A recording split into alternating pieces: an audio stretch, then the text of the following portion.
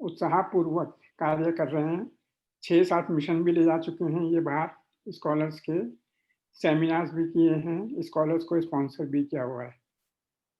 मैं उनको वंदन करता हूँ कि उनका ये उत्साह भगवान महावीर बनाए रखे और कुछ ना कुछ बातें ऐसी जमें कि वाकई में जैन धर्म जो है विदेशों में कहाँ-कहाँ पर प्रचलित था। तो आज की सभा शुरू करने से पहले मैं यही इंग्लिश में थोड़ा बोल दीजिए। जी ने बहुत काम किया हुआ है। इन्होंने सबसे पहले काम किया था वो जैन धर्म की जो किताब है ओवरसीज विदेशों में जैन धर्म विपुल प्रकाश जी का, उसको प्रिंट करके बहुत पब्लिश किया। फिर उसकी इंग्लिश ट्रांसलेशन मेरे से कराई और मेरा ऐसा मानना है कि ये किताब एक ऐसी है कि जो हमें मार्गदर्शन दे सकती है। ये हमें लीड्स देती है कि कहाँ-कहाँ जैन धर्म हो सकता है।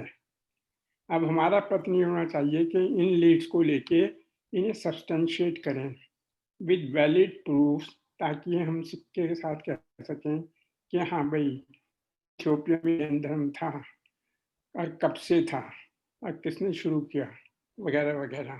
तो इसी श्रृंखला में आज 2 हमारे विद्वान आए हुए हैं। तो सबसे पहले मैं प्रोफेसर भागचंद जी भास्कर से प्रार्थना करूंगा कि आप अपना जो है व्याख्यान श्रीलंका में जैन धर्म के बारे में अपने विचार हमारे साथ साझा करें। आप सब प्रोफेसर भागचंद जी से परिचित हैं। ये आज के दिन जैन समाज के मोस्ट सीनियर जैन स्कॉलर हैं और इन्होंने अपना कैरियर जो है वो श्रीलंका में ही शुरू किया था, जहाँ ये पीएचडी के लिए गए थे और जब से अब तक ये सेठी के साथ भी 3-4 बार श्रीलंका जाते हैं।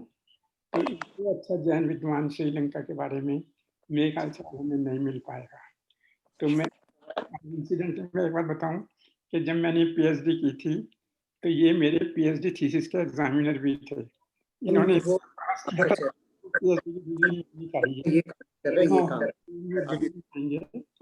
डॉक्टर भागचंद जी, प्रोफेसर भागचंद जी, जज नेम प्लीज आप ये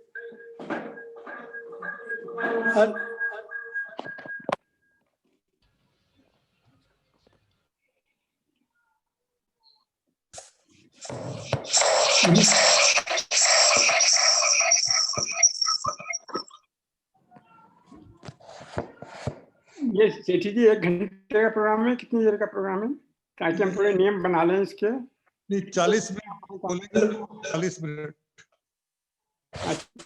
तो हम क्या भागचंद जी से कह सकते हैं कि भागचंद जी 20 मिनट और फिर 10 मिनट के लिए हम क्वेश्चन आंसर सेशन रखेंगे। यस। तो प्लीज आप अपना समय का जरा ध्यान रखिएगा और अपनी बात स्लिप हो रहा है अंकल जी।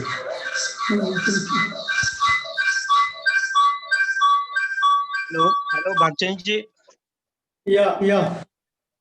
वहाँ पे शायद से 2 डिवाइस है, तो एक डिवाइस का स्पीकर है ना वो बंद कर दीजिए, जिससे ये आवाज आना बंद हो जाएगी। क्या हमसे कह रहे हैं क्या? कर दिया। हाँ जी, आपसे okay. आपके साथ 2 डिवाइस है शायद से आपके वहाँ पे। राइट। चलिए सर, चलिए शुरू करिए। चालू करें? चलिए चलो, सभी धर्म बंधुओं को और विद्वानों को हमारी ओर से प्रणाम। और आज का कार्यक्रम हम प्रारंभ करते हैं।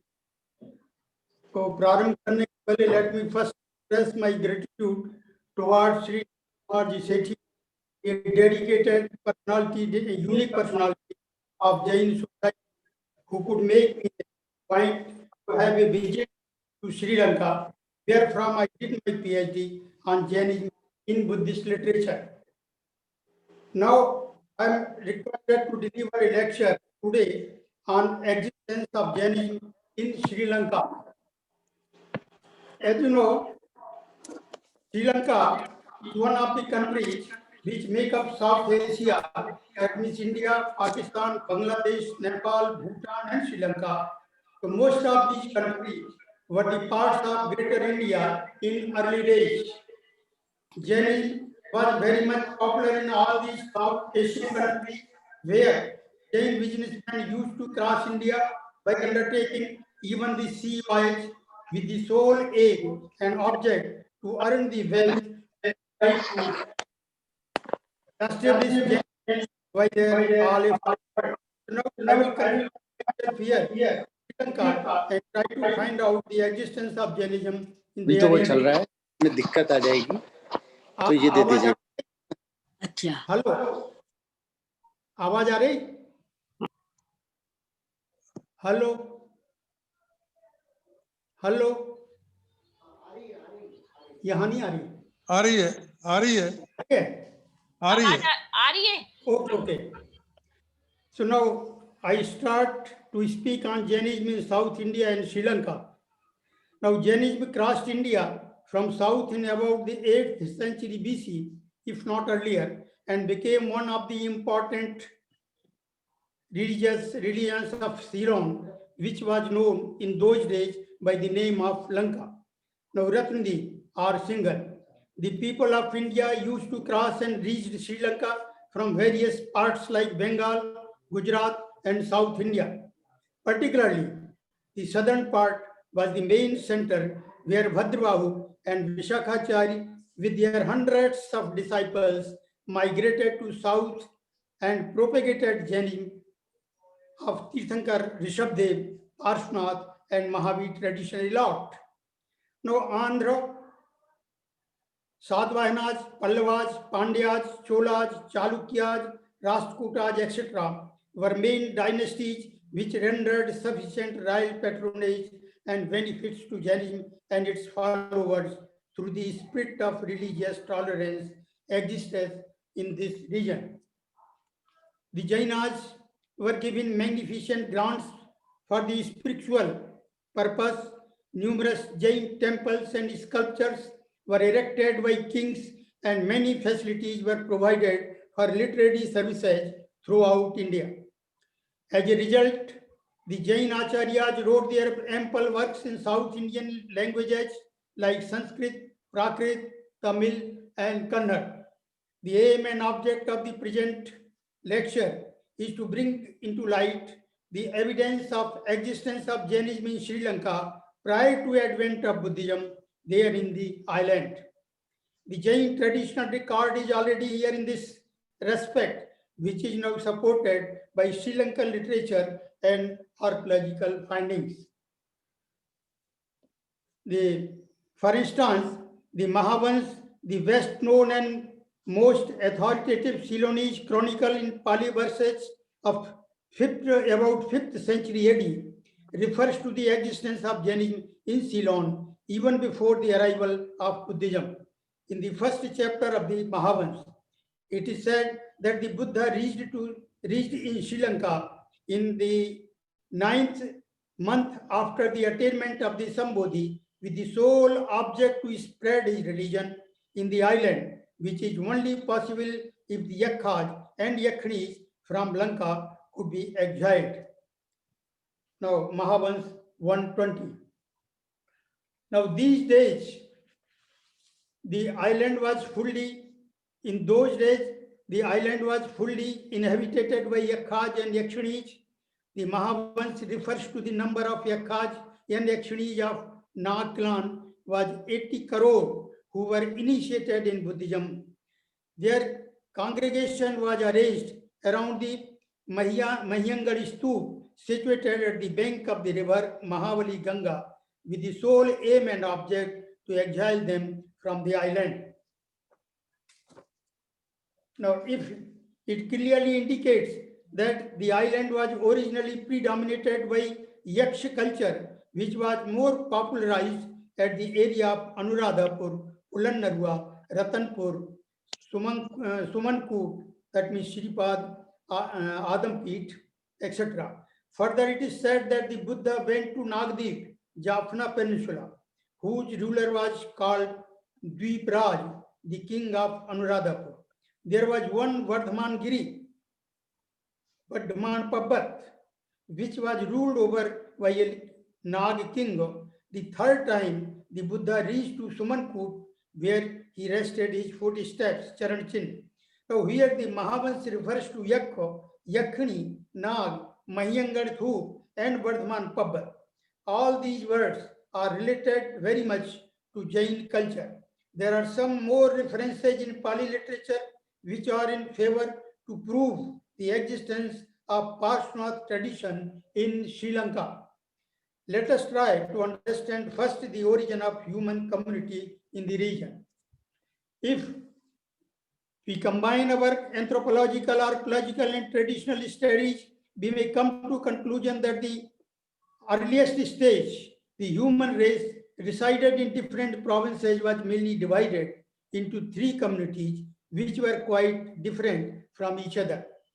One resided in between the land situated between two rivers, the Ganga and Yamuna, and spread up Angmagad in North India.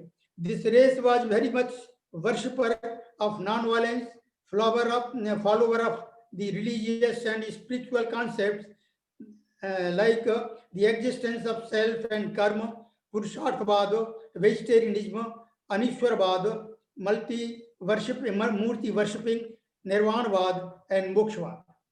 One which used to reside generally in southern provinces and well versed in scientific aptitude. They were called Vidyadharaj, consisting of Nag, Yaksh, Vanar, and other wandering races. In later period, they were named as Dravid. One which resided in northwestern mountainous provinces and spread over entire Middle Asian countries. In later period, they were called Indo-Aryan or Aryan. आवाज आ रही भाई? आ रही है. हाँ. The first race was the follower of Tirthankar Rishabdev and his traditional followers like Neminath, Parshvanath, and Vardhaman Mahavir. In later period, they were known by the name of Jain community, the follower of Shraman culture. The Gautam, the Buddha, was also counted as its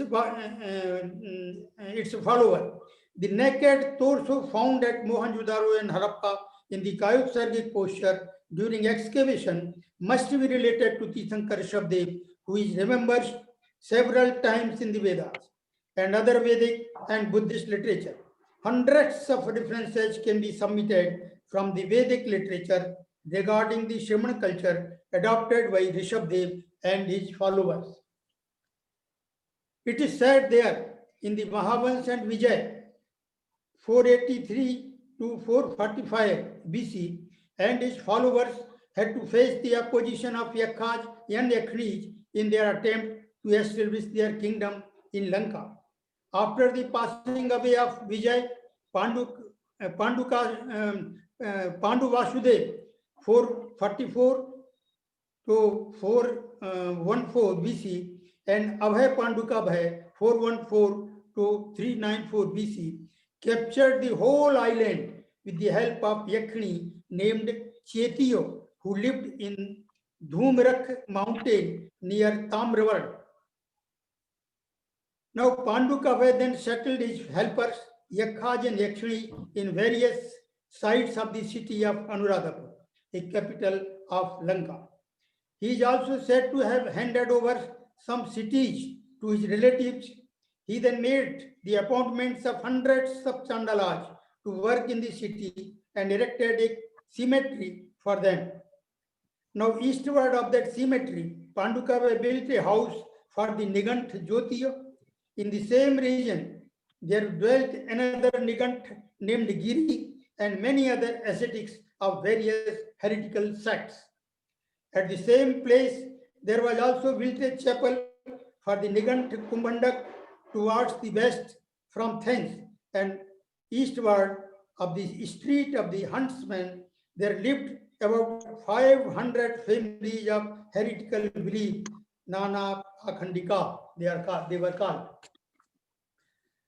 Now the 500 families of heretical beliefs and the construction of Viharaj to the Niganthas on behalf of the king of Lanka, Pandukabhay, indicate clearly that Jainism was a living religion in Ceylon during his reign. Anuradhapur, Polonnaruwa, and Ratnadweep were the main centers of Jainism, which was very much popular among the Nag clan in Lanka. According to the Mahavansha, the city Anuradhapur was full of Chaitiyas like Mahastup Chaitya, Thuparam Chaitya, Shila Chaitya. These Nagas were called Shamanas, maybe the Jain Shamanas. Pandukavay's period, deduced on the basis of the date of Buddha's death as 544 BC, is supposed to be 538 to 368 BC. Jainism had apparently been introduced to Ceylon before Pandukavaya.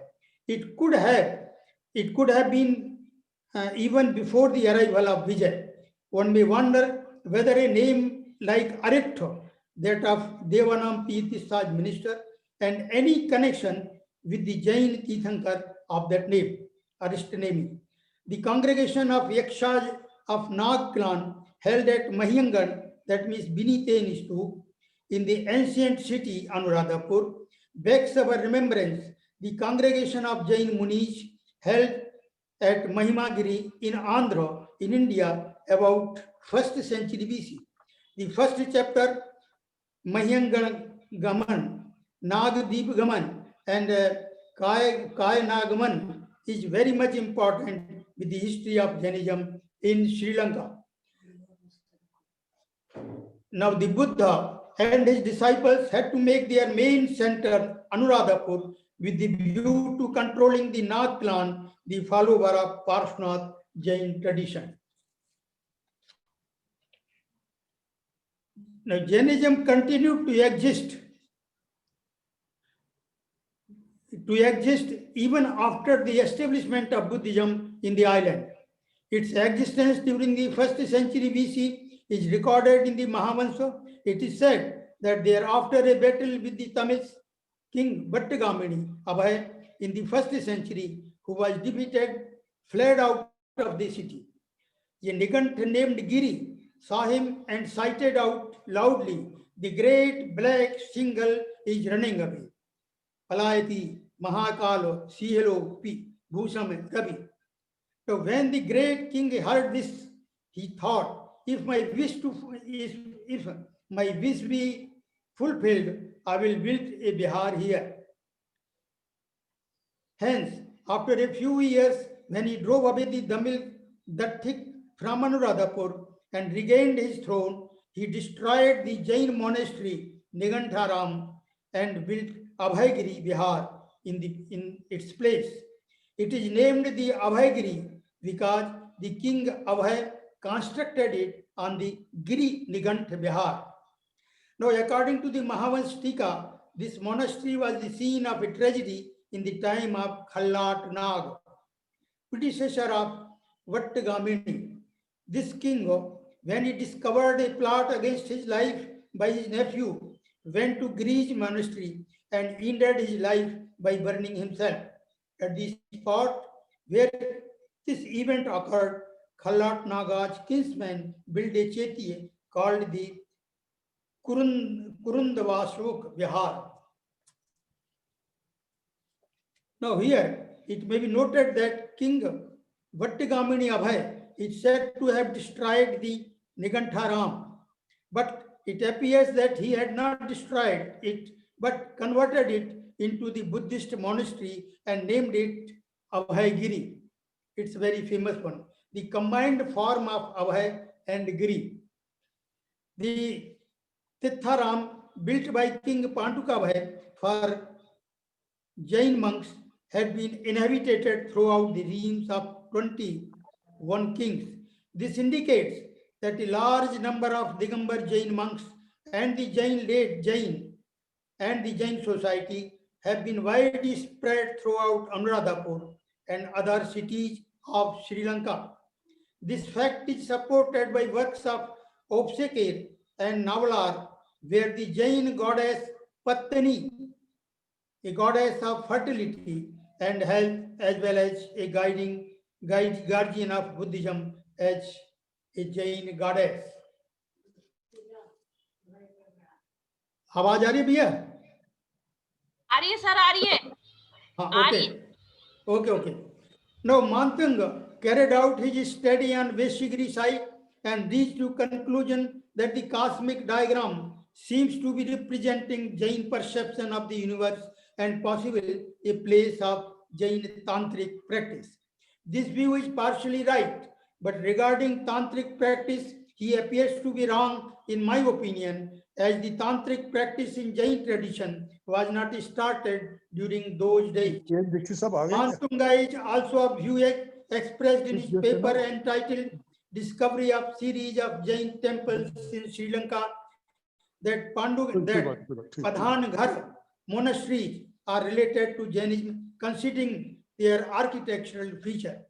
Explaining his views, he states, monasteries are with two raised platforms positioned on rock outcrops, connecting a stone gangway between platforms, moved around the platforms, lack of decorations, etc. Now, these monasteries were used by Aranyik monks. However, this bridge connecting two platforms, walking paths, and rough stone beds and the tranquility are identified as an essential part that require for meditation for Jain monks. So accordingly, these buildings with composite units provide with background of 5 elements: earth, water, space, fire, and air, the parts that are fundamental in Jain tradition, as he says. These characteristics are not found in Buddhist Bodhighar of Patimaghar. Therefore, he says that these Patimaghar should be belong to Jain fonts.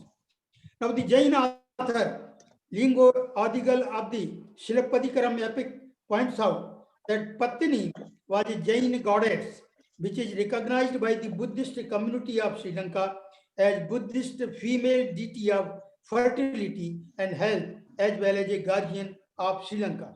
Now, Patini was a popular deity among Tamil Hindu community of Jaffna by the name of Kandaki Amman. It is said that she was expelled from Hindu temples of Jaffna, claiming that she was a heretical Jain goddess. The goddess is represented in the Dalada Parahaya, where the secret tooth relic of the Buddha was taken in procession to respect the symbolic representation of the living Buddha through series of rituals and ceremonies. Now there is Veshigiri. Veshigiri is one archaeological site. So there is a Veshigiri archaeological site in Anuradhapur of Sri Lanka, where Jain monasteries like Meghagiri, Chetigiri, and Veshigiri are found. These archaeological sites, this archaeological site is similar to that of other sites of Jainism. The inscriptions found on these sites are written in Brahmi script belonging to the period from 1st century to 8th century AD. They refer to the word shaman in Sanskrit, which is very, very much common in both the traditions, Jainism and Buddhism. This word is also mentioned in the Shilapadikaram, the ancient Tamil Jain work in the sense of Jain monk and not Buddhist monk. It means the cave inscriptions found in Veshigiri refer to the sense of Jain monks of 1st, 2nd century AD and not the Buddhist monks. The king Pantukabhai is contemporary to Chandragupta Maurya, who went South India with the large Sangha of Bhadrabahu. It is therefore most possible that the word Saman must have been used in the sense of Jain Muni Sangha and not the Buddhist Bhikkhu Sangha. Moreover, Jainism flourished in Sri Lanka prior to the entry into the island. This fact also indicates that Jainism was very much popular in those days in Sri Lanka, which was overrun by an advent of Buddhism. It is totally wrong statement of Paramithon expressed in paper entitled Pre-Buddhist Religious Belief in Ceylon that the word may be applied for Brahmanical monk. Before Buddhism arose in the religious world, it is always used for Jain Saman. Now, Dr. Paramithon, a great epigraphist and archaeologist of Sri Lanka, is of view that both the religions were the followers of Shramana culture, wearing common characteristics, and hence lived together with harmonic atmosphere. His view in this regard is, I quote, "No remains of any Jain monuments have ever been found in Ceylon.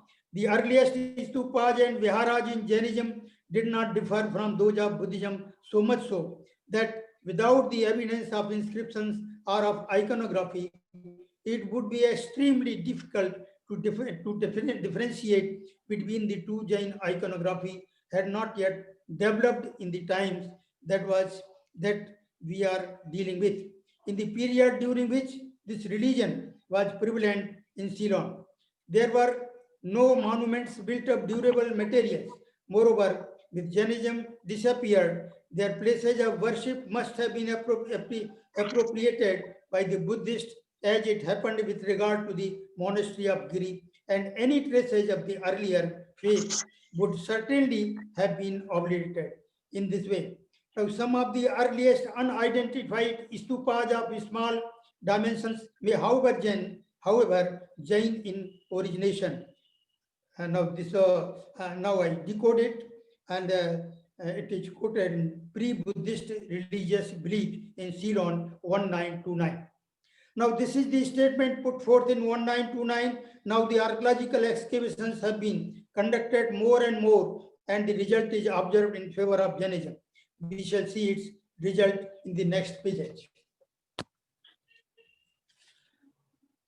Now, so far as concerned with, let us see first Sri Lankan and Jain tradition, how it is described.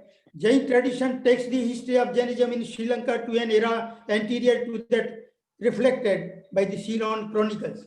According to Jain records, the Yakshas and Rakshasas who inhabited Sri Lanka prior to its Aryanization by Vijay were not only human beings with a well-developed civilization, but also Jainas by faith.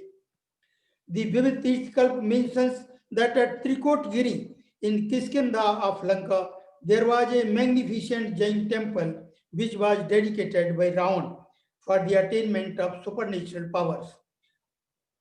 Kiskandhayam, Lankayam, Patav Lankayam, Tirkoti Giro, Sri Shni Arha. Now, to fulfill a desire of Mandodari, the principal queen Ravan is said to have erected a Jain statue out of jewels, and this, it is said, was thrown into the sea when he was defeated by Ramchandra.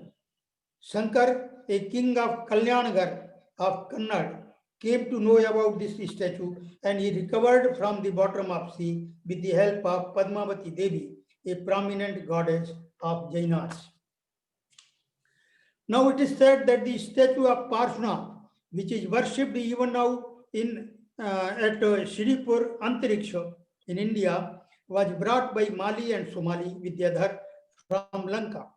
Another statue of Parshuna found in caves of Tejpur is also said to be from Lanka. The Karkandacharyu describes how Amitve, a Jain king of Malay, used to visit Lankadweep as an intimate friend of Ravan, who built a Jain temple in Malaya. This Malaya can be identified with Malaya, the name of the central hill country of Ceylon. Likewise, a number of Jain stories are related to Sri Lanka, where the Jain businessmen used to take a voyage. The Katha Sagar refers to a story of Chandraswamin, who went to Narikel Dweep, Katah Dweep, Karpur Dweep, Puran Dweep, and Single Dweep in search of Kanak Varman.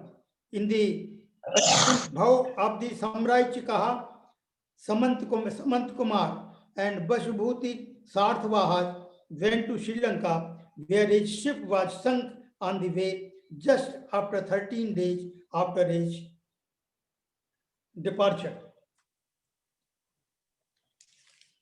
Now, these references seem to point out that Jainism existed in Sri Lanka even before the birth of Niganthanath Putta. Bibhishan, the younger brother of Ravan, who was a follower of Jainism according to Jain tradition and literature, is referred to as the tutelary Yaksh of Sri Lanka. in the Mahamayuri, a magical text of northern Buddhist, which was translated into Chinese in the 4th century AD. Now, Bibhishan is still worshipped at Kalenia and is supposed to be one of the 4 guardian deities of the island.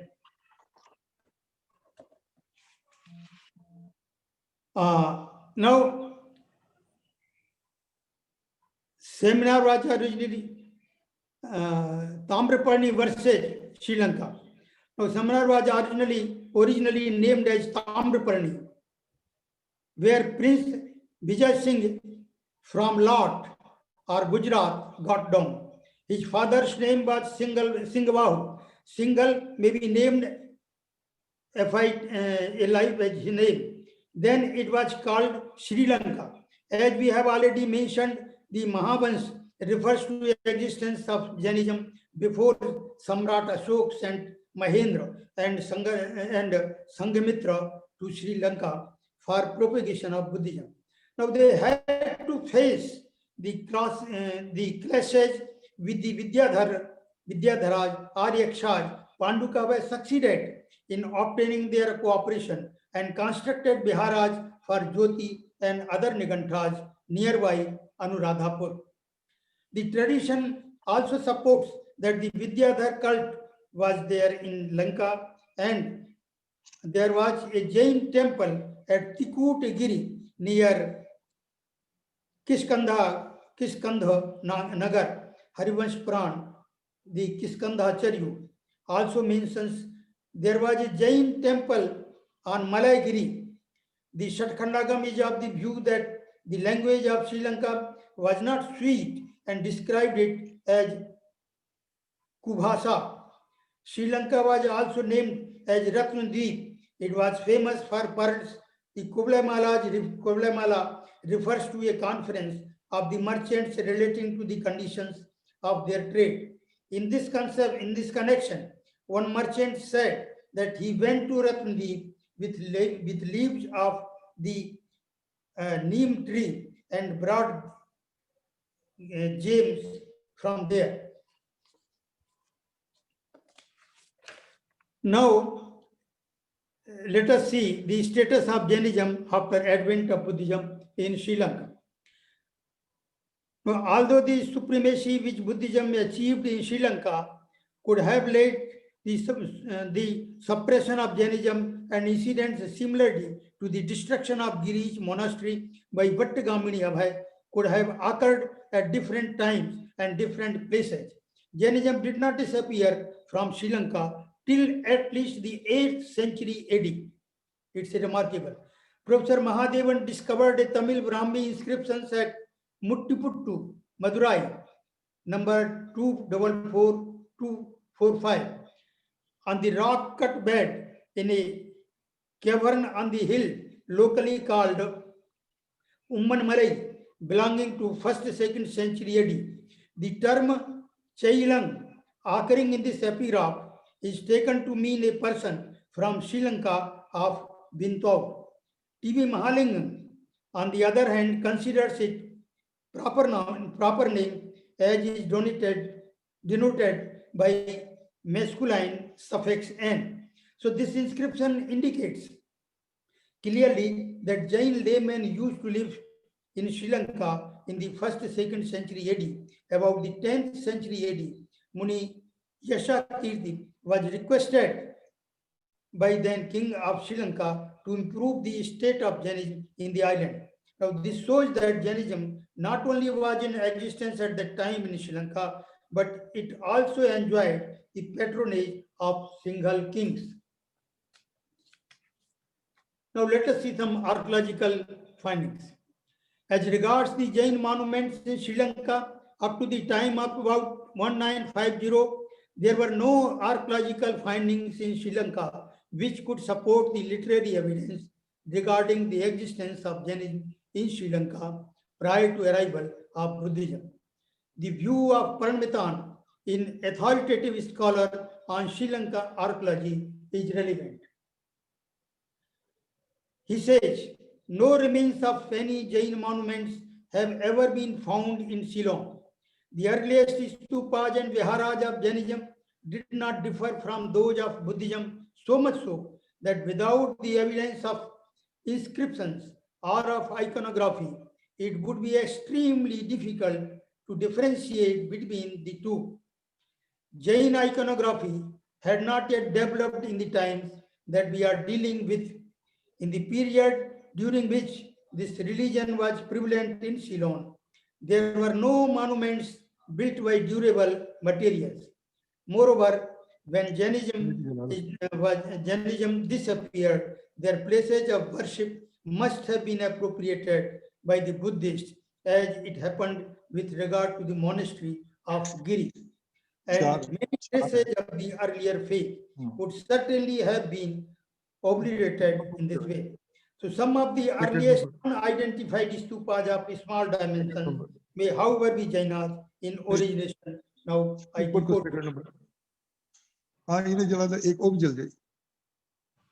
The archaeological research excavations were conducted in the ancient administrative cadre, the Chittadal of Anuradhapur, by Siren Deranigal of the archaeological department in 1988. They probed the origins of the settlements at Anuradhapur at depths of nearly 30 feet below present ground level. Now, contrary to hitherto held belief, these beginnings were scientifically radiocarbon, dated to around 900 BC, with a settlement area of as much as 35 to 65 acres, representing a large village. It is also reported that the bricks, the size of the bricks, 25 by 45 by 5 cm, found here in the excavations were used in the Chaitiyas of Niganthaj, situated at Anuradhapur. As the first and the other chapters of the Mahavans refer to the Chaitiyas of Niganthaj prior to the arrival of Buddhism, were also dated about 9th century BC, and the bricks are named Jain bricks as reported by the Department of Archaeology, Sri Lanka. It is accepted the existence of Jainism in Sri Lanka is proved in the 10th century BC, as we are aware of the fact that the Chaturyam Sambar tradition of the Shankar Parshvanath is mentioned in the Digha Nikaya and Madhyama Nikaya very clearly. It appears that this tradition was very much popular in Sri Lanka during those days. Now, I have gone through the ancient Ceylon, the journal of the Department of Archaeology of Sri Lanka, and found the article there entitled Sri Lankan Sparks Revolution in South Asian History and Archaeology, written by Namal Kodyethu Bapu, number 24, July 2015, page 251 to 254. According to the author, the inscription found at Anuradhapur is inscribed in Old Brahmi script of about 6th, 5th century BC, if not earlier. These findings have since been corroborated by discoveries of Brahmi in South India dating from the same period. Now, these meager bits of evidence prove that Jainism existed in Sri Lankan during at least 10th century BC. If any credit is given to the legends of Ravan, the upper limit may be extended by a few more centuries. If the historically of these legends is established, it would be interesting to find out the early Jainism which preceded Parshvanath had also founded a foothold in Sri Lanka. Now,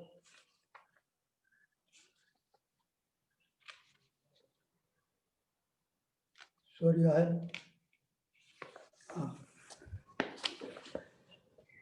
now one thing. Now here it may be noted that King Vattigamani Abhay is said to have destroyed the Nigantharam, but it appears that he had not destroyed it, but converted it into the Buddhist monastery and named Abhaygiri, as I told you. Now, I hear as a Veshgiri, just let us see the archaeological evidence. as Veshagiri archaeological site in Anuradhapur of Sri Lanka, where Jain monasteries like Mechgiri, Chetagiri and Veshagiri are found. So these archaeological site is similar to that of other site of Jainism. The inscriptions found we have already discussed the matter, and if there is any other relevant matter, let me see. Just see.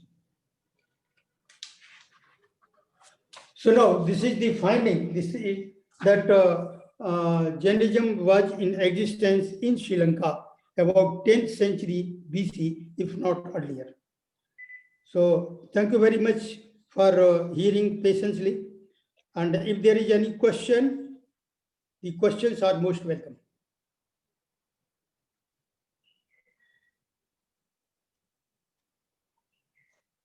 So I have finished my deliverables. जिन्हें भी ये प्रश्न पूछने वे अपना hand raise कीजिए.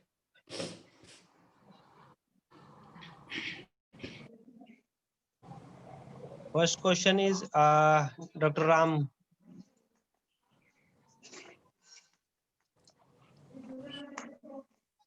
Unmute yourself. Yeah. Hello Jai Jinendra. आदरणीय Shri Narendra Kumar Sethi ji, doctor Bhagchand ji, doctor Sugat Chand Jain, doctor M.K. Jain and all scholars and audience present है नाउ. अभी डॉक्टर सुगत चंद जैन जी ने बोला था कि मैं डॉक्टर श्री नरेंद्र कुमार जी सेठी जी से 97 से अमेरिका आ रहा हूँ और मैंने बहुत सारे गूगल से रिसर्च करके दिया है और इनका जो 25-30 साल का जो अथक प्रयास है वो अब पूरा होने वाला है.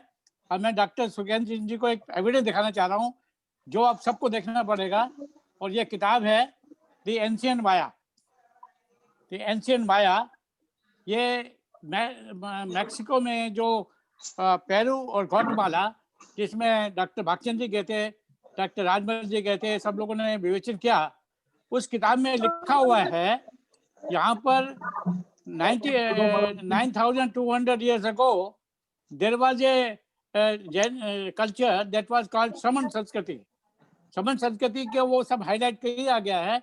इसकी 4-5 किताबें हमने सबको बांट दी हैं, इंडिया में डिलीवर हो गई हैं और उसमें ये लिखा हुआ है आत्मा अजर अमर है, इसको कोई मार नहीं देता. There is cycle of birth and death. Doctor Sugandhan ji, now our journey is going to close now. We have won the match. Number 2, I want to show one book also.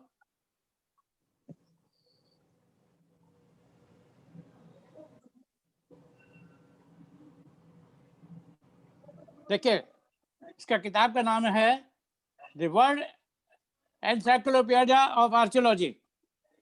The World Encyclopedia of Archaeology. ये किताब मेरे हाथ में है, यहाँ पर America में है और ये अमेरिका के बड़े बड़े आर्कियोलॉजिस्ट ने रिसर्च करके ये किया है और उन्होंने ये प्रूव किया है. जब वो मैक्सिको की बात कर रहे हैं उसमें पेरू का डिस्कशन किया, ग्वाटेमाला का डिस्कशन किया है और जितने वर्ल्ड के सेक्टर्स हैं, कॉन्टिनेंट हैं, सब में रिसर्च किया है. इसमें इथोपिया भी है और श्रीलंका भी है, सब है. मैं आपको इसलिए जानकारी इसलिए दिया है कि हमारी अब जर्नी कंप्लीट हो चुकी है. ये एक आपने सुना होगा, हमारे जो भरत चक्रवर्ती थे उन्होंने 6 खंड का राज किया था. वो 6 खंड क्या थे? जो आज 7 कॉन्टिनेंट्स हैं वो 6 खंड ही थे. जब America was a part of 6 खंड और भगवान ऋषभ देव का यहाँ राज्य था, भरत चक्रवर्ती का राज्य था, तो अगर जैन धर्म यहाँ पर है तो कोई अद्भुत बात नहीं है. देखिए, और अभी जो एक नई कमेटी बनी है पार्लियामेंट की जिसमें 15 लोगों को लिया गया है, उसका सब्जेक्ट क्या है? What is the Indian culture. भारतीय संस्कृति 12,000 साल पहले क्या थी. लेकिन मैं आपको बताना चाह रहा हूँ, अगर 12,000 साल पहले कोई संस्कृति थी तो जैन धर्म था. जैन धर्म को जैन धर्म कहिए या साइंस ऑफ नेचर कहिए. और ये अभी जितने भी वेद बने हैं हमारे और जितने भी हमारे और चीज बन रहे हैं वो 4-5 हजार साल पर बने हैं. जो भगवान राम थे, हमारे वाजपूज्य जी जो हमारे तीर्थंकर हैं उस समय के हैं। अभी श्रीलंका की बात भागचंद जी कर रहे हैं। मेरा भागचंद जी से क्वेश्चन ये है कि जब हम ये सब बातें कर रहे हैं तो ये ऑटोमेटिक प्रूव हो जाता है कि जैन धर्म was the only religion in the whole world. भगवान ऋषभ देव से लेकर तीर्थंकर के 24 हमारे जो समेत शिखर बना है, गिरनाथ जी है, तो उसमें ऑटोमेटिक प्रूफ है। अब हमें हमारे जैन समाज के कुछ लोगों को उस कमेटी में सम्मिलित होकर के बताना चाहिए कि भारतीय संस्कृति में जैन धर्म ही सबसे पहले था। ये बात हमारे होम मिनिस्टर राजनाथ सिंह ने बड़े गांव में कही है। भारतीय संस्कृति में कोई धर्म है तो जैन धर्म है, बाकी जो धर्म है हिंदू धर्म सब उनसे नीचे आते हैं। इससे ज्यादा न कहते हुए, समय न लेते हुए मैं सबको जय जिनेंद्र बोलता हूँ। जय जिनेंद्र।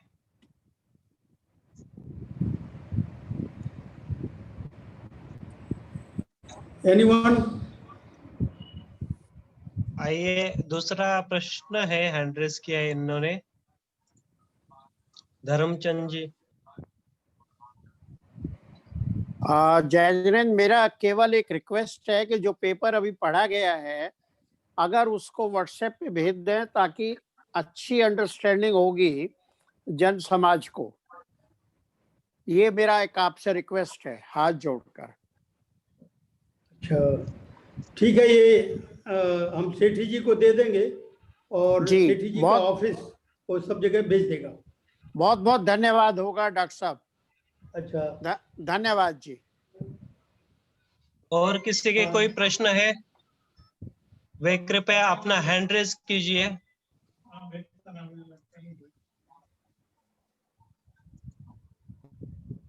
लगता है फिलहाल कोई। ठीक है, एक बहुत बड़ी बात है कि पॉजिटिव रेफरेंस हमको श्रीलंका में ही मिलते हैं जैन धर्म के एग्जिस्टेंस के, और वो भी करीब करीब 10वीं 11वीं शताब्दी ईसा पूर्व में और बड़े रिच रूप में मिलता है।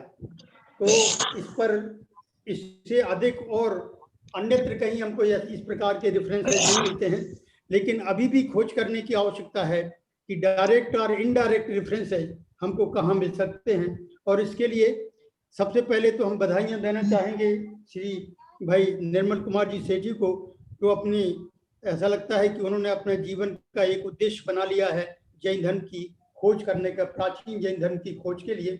और उन्होंने बहुत सारे करीब पिछले 8-10 साल से लगातार वो खुद जा रहे हैं और बड़े ग्रुप को लेकर के जाते हैं, पूरे त्याग तपस्या के साथ जाते हैं और कोशिश करते हैं कि कुछ ना कुछ मिले। और सबसे बड़ी बात यह है कि उनको कुछ ना कुछ मिल जाता है। हम लोग जाते हैं उनके साथ और बड़े आदर पूर्वक को ले जाते हैं, और इसके बाद जो कुछ मिलता है वो मैं समझता हूँ कि बहुत बड़ी देन हमको मिलती है, क्योंकि बिना गए कुछ होता नहीं है। तो इस संदर्भ में सबसे पहले हम सेठी जी को बहुत बहुत धन्यवाद देना चाहेंगे कि वो इसी प्रकार से लगे रहें, इतिहास उनको हमेशा याद करता रहेगा। और कोई क्वेश्चंस हो इससे या और कोई संदर्भ तो बताइए।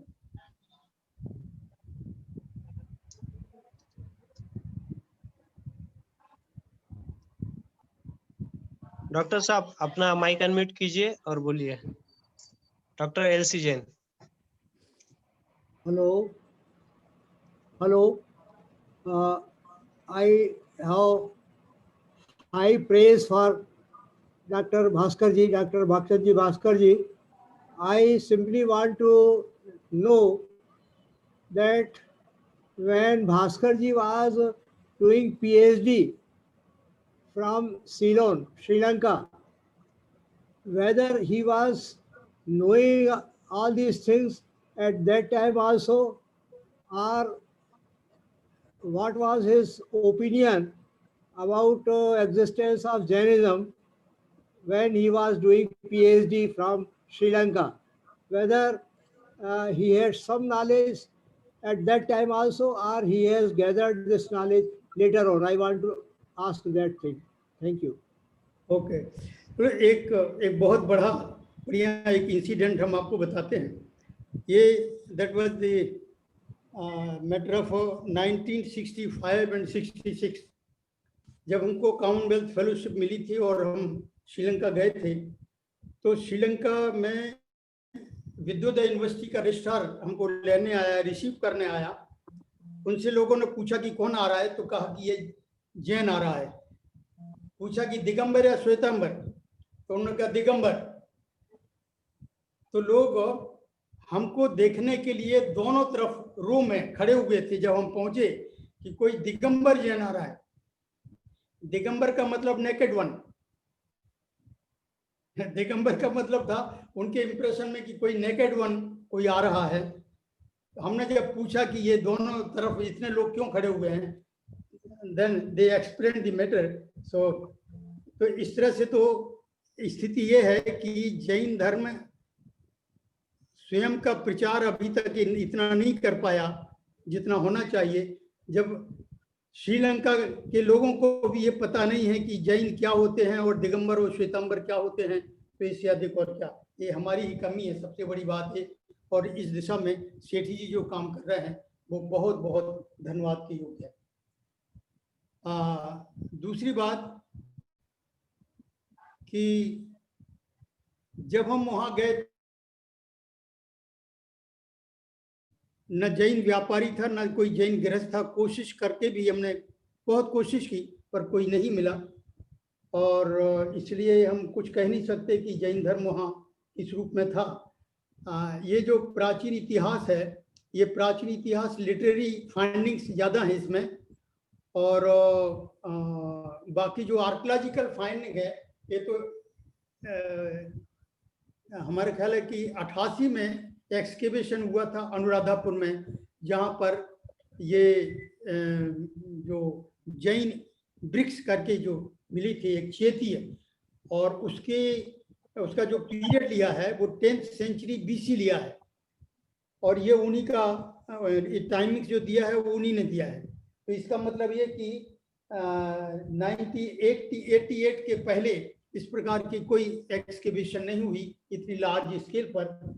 जो भी हो, पर इतना तो कम से कम निश्चित है कि श्रीलंका में जैन धर्म बहुत पुराना था, और सच तो ये है कि श्रीलंका कोई जैन धर्म अपने भारत से कोई बहुत अलग नहीं है, और इसलिए सारे व्यापारी वहाँ जाते थे। ये पूरा का पूरा एक जो ट्रेड कम्युनिटी है, वो ट्रेडर कम्युनिटी वहाँ जाती थी, रहती थी। और हो सकता है क्योंकि ट्रेड कम्युनिटी जहाँ भी जाती है तो ट्रेडर हमेशा जैन मूर्ति अपने पास रखते हैं, और इस प्रकार के कुछ रेफरेंसेज मिले हैं कि श्रीलंका में जैन मंदिर था, जैन चेती वहाँ कहा जाता है, और वही चेती शब्द आगे चल करके बौद्ध ने भी लिया है। तो निश्चित ही वहाँ पर जैन मंदिर था, और हमारे जो जैन रेफरेंसेज हैं हरिवंश पुराण वगैरह के, उससे भी ये पता चलता है कि श्रीलंका में जैन मंदिर थे।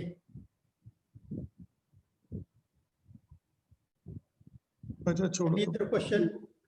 इसके बाद हमारे ऊपर अच्छा, इसके बाद हमारे बाबूजी, इनका लेक्चर होगा। कोई बात छोड़ो, कोई बात छोड़ो, डोंट वरी, वो छोड़ो। विकास उठाए नहीं दिखते, पता नहीं दिखते। हेलो हेलो, आप लेक्चर शुरू कर सकते हैं। अच्छा अच्छा। Hello,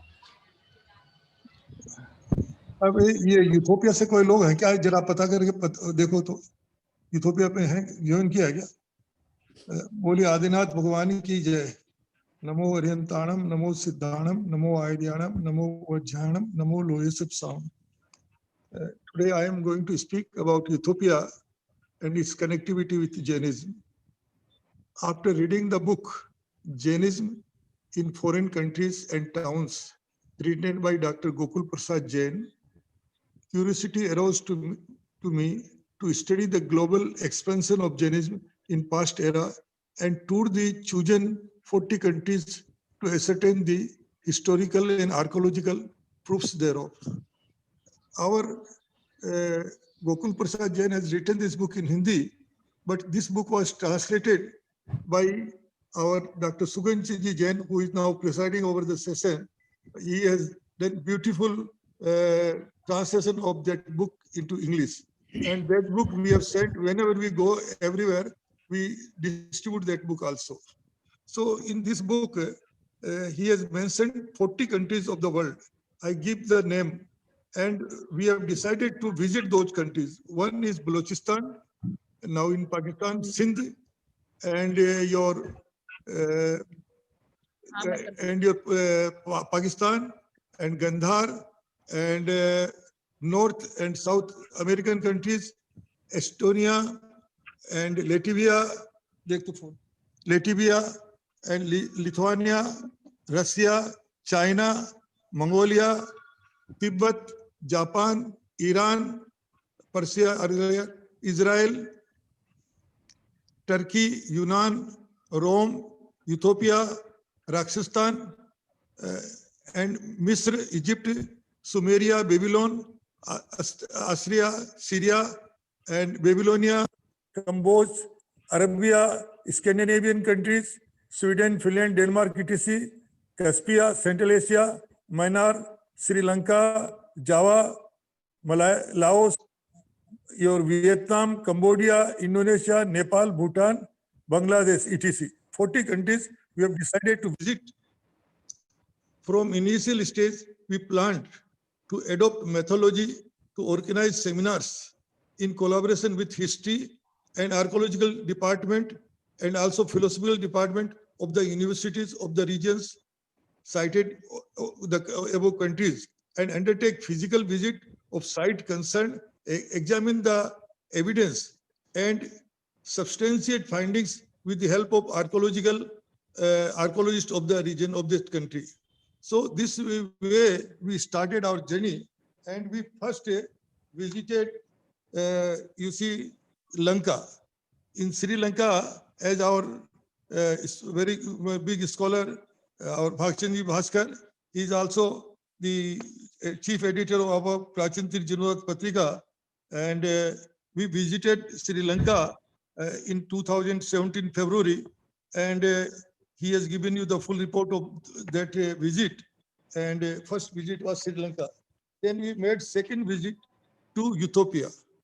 In February 2017, we visited Ethiopia, and our delegation was consisting myself and Dr. Bhakchan Bhaskar, A.K. Khanna, Vijay Kumar Jain of Sagar, Professor Rajmal Jain of Ahmedabad, Vikas Jain, Vinit Jain, Devang Jain, and Srimati Varsa Rani, and B.L. Sethi, Gaurav Jain, and Professor S.K. Dwivedi, Ramesh Jain, Jayantilal Jain from Manglayatan, Dr. Chiranjeev Kumar, and Dr. Kusum Gopal.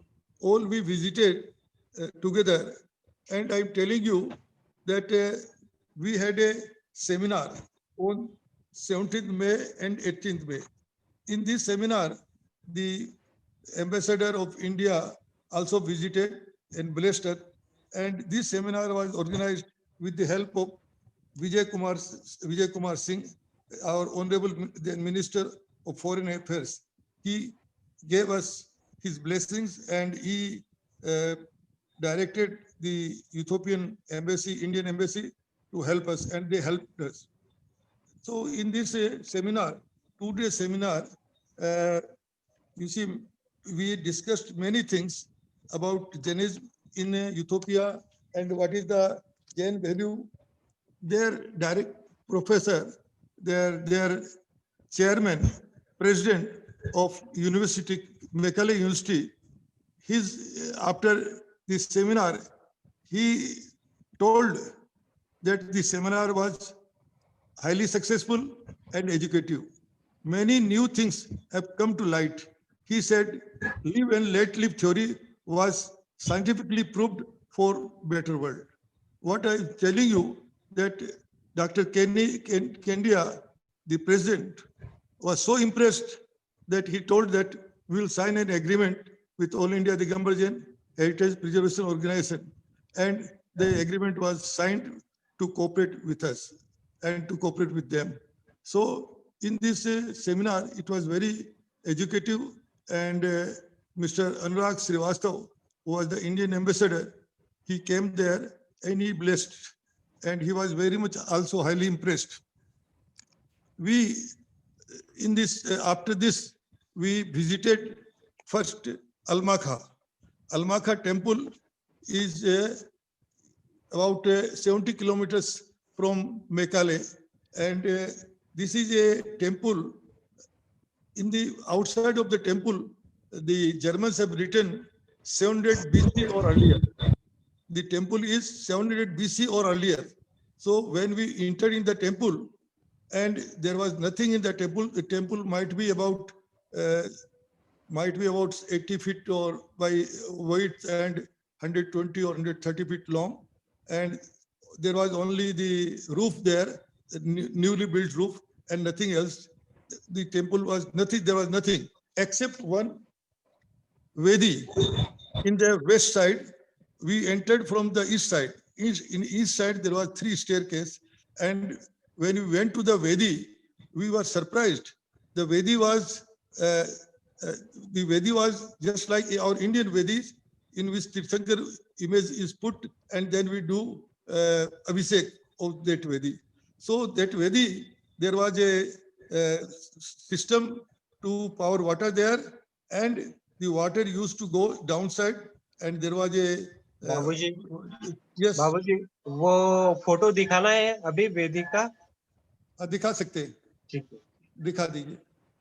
So this Vedi, you see, this Vedi is in the 4 side, the inscription is there. This is the Vedi. You see, there is 4 side, there is inscription is there. Those inscriptions are as per our R.K. Vasisht. He is a great scholar of inscription, and he has got great respect for our Acharya Vidyanandaji Maharaj. So he has read that inscription, and he is telling that this inscription belonged to 1000 BC to 1300 BC. So that shows that this temple of where this Vedi is there, and you know, I was surprised to see that from the Vedi, when the first water is going downside, there is a pipe, and in that small pipe, there is sign of bull. The bull is the sign of first Tirthankar Adinath. So that sign was there, and in also when the water is going outside, there is also sign of bull also. On 2 places there is a sign of bull. That shows that this is a Tirthankar Adinath, is the first Tirthankar sign is there, and the Vedi and with inscription. So I was fully convinced that this was an ancient time, this was a Jain temple and Jain temple. So after seeing that temple, we visited the museum there. There is in Almakha, there is a museum, big museum. In museum also, they have put the materials which they have found in this temple excavation. And all those materials, our A.K. Khanna, he has seen, he is an archaeologist also, he has seen those things, and he found that these potteries are similar to potteries found in Mulbadri in South India. So there is also chula, and that is also similar to our Mulbadri oven. So all these things, material, were also significant and were showing our link with our Indian culture. So after seeing this temple and seeing the museum, in the museum we have seen the Siddhisila, which they have taken from this temple excavation. That is Siddhisila. When we attend moksha, then they go to Siddhisila, so they never come back from Siddhi. So this Siddhisila is there, we found in this temple, and the inscription is there on the Siddhisila also. And so this was one Siddhisila. I will tell you about Siddhisila afterwards. First, now I'm telling you that we found the Siddhisila in this temple, in Almakha temple also. Then we went from there to a hill where there was a church. So they say that this church, in there also, we found the Siddhisila was there. And in that Siddhisila, on the 4 side, writing is there. 4 side, the writing is there in that Siddhisila. And there are many other things also we found. And there is also sign of swastik there. Swastik sign was there. So we were highly impressed. And actually that was a Jain temple converted into a church afterwards. But from the pillars, from the other things, we found that that was originally must be a Jain temple, because Christian people do not build such things in a church. So all these things material prove that that was earlier time, that was a Jain temple. So we were highly impressed after seeing that thing. Then I asked those people, why you are keeping all those things which has been found here in this way? Why not you have give to this? Then they told me that they do not want to give this thing to French or the Germans to their museum. They want to build their own museum.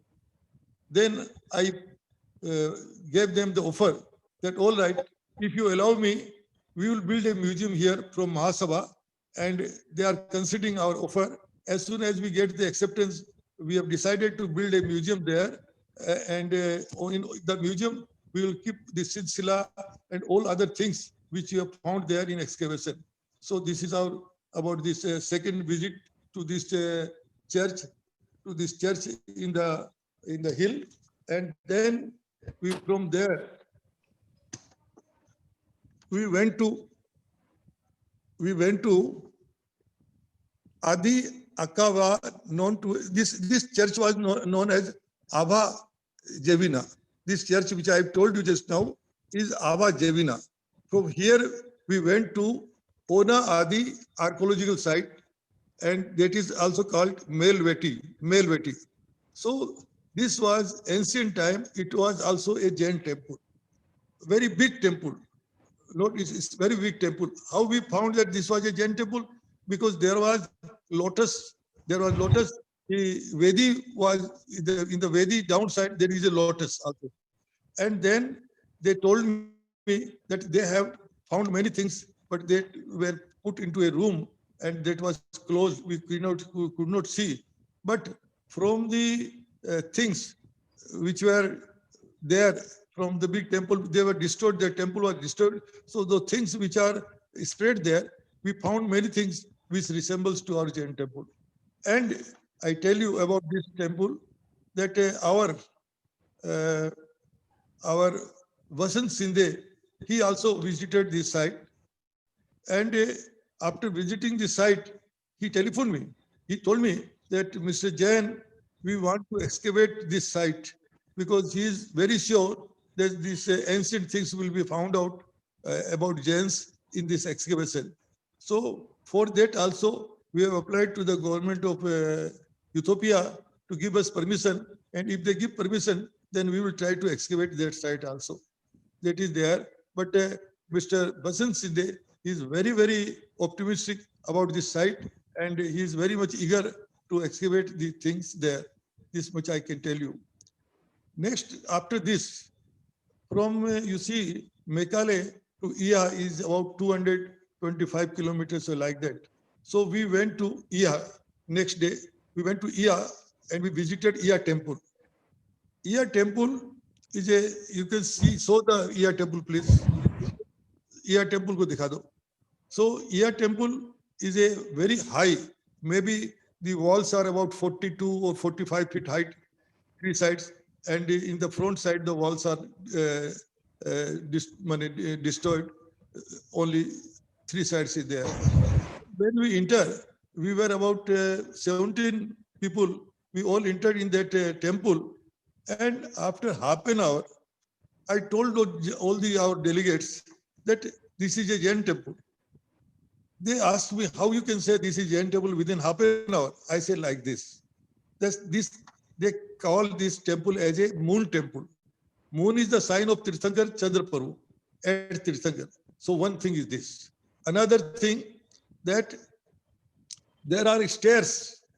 You see, there used to be about 20 or 25 feet high image of Tirthankar, standing Tirthankar was there. That was destroyed. But to put the water to do Abhishek, they need stairs. So the stairs were there. The stairs in the wall was there from where the Abhishek could have been done. So the stairs were there, although 2-3 stairs were destroyed, but there are still, both sides there are stairs to so that the Abhishek of Tirthankar could be done there. So those stains is there. Another thing I found that after Abhishek, the water was stored there. So that storage is also there. The storage is also there, and it is also beautifully done.